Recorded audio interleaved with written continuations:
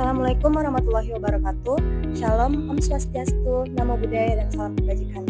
Perkenalkan, kami dari kelompok 8 Hukum Kekayaan Intelektual. Saya Siti Alifini Zahra. Saya Andi Tanzil Kamelia. Saya Ristina Susanti.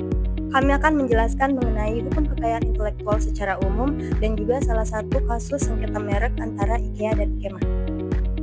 Baik, adapun pengertian dari hukum kekayaan intelektual adalah hak eksklusif yang diberikan negara kepada seseorang atas hasil karya intelektualnya. Hakim melindungi kekayaan yang tidak berwujud, yaitu intangible, namun memiliki nilai ekonomis yang tinggi seperti hasil pemikiran, kreativitas, dan inovasi manusia.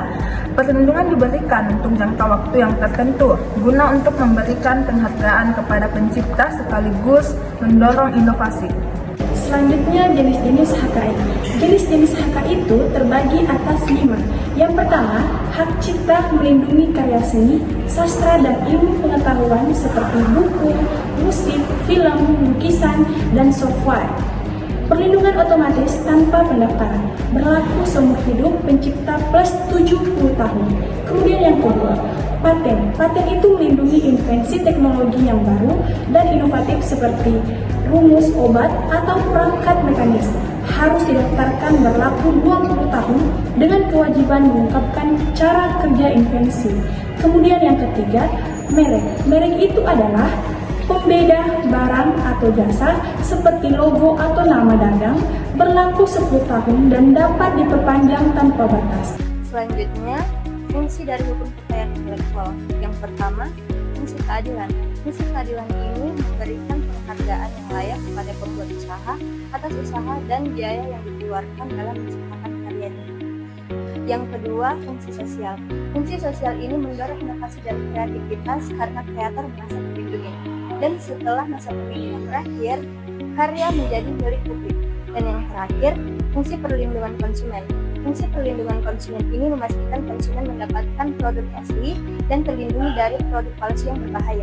Baik, adapun ringkasan kasus yang kami angkat yaitu PT Rakunia Khatulistiwa mendaftarkan merek Ikema untuk produk furniturnya pada tahun 2013. Namun IKEA menggugat pembatalan merek tersebut karena adanya penipuan yang menyesatkan konsumennya. Permasalahannya ada pada Ikema yang sangat mirip dengan IKEA, baik itu secara visual hanya beda satu huruf dan juga cara penyebutannya.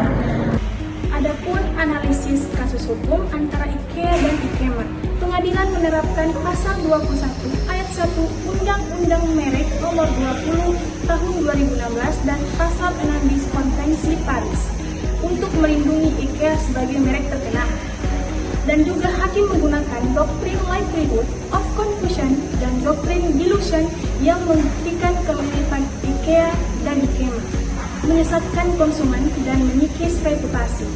Adapun penerapan asas itikat baik menjadi kunci pendaftaran Ikema tanpa itikat baik karena meniru merek terkenal.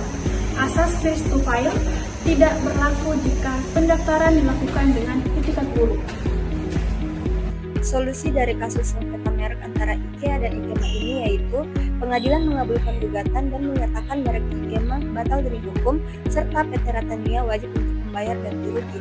Putusan ini menegaskan bahwa asas keadilan dan asas perlindungan konsumen harus diutamakan. Pemilik merek terkenal berhak untuk dilindungi dari pemboncengan reputasi dan konsumen dilindungi dari kebingungan dalam memilih produk. Baik, jadi itulah tadi penjelasan singkat mengenai sengketa merek antara IKEA dan Ikema. Sekian dan terima kasih. Wassalamualaikum warahmatullahi wabarakatuh. Dadah!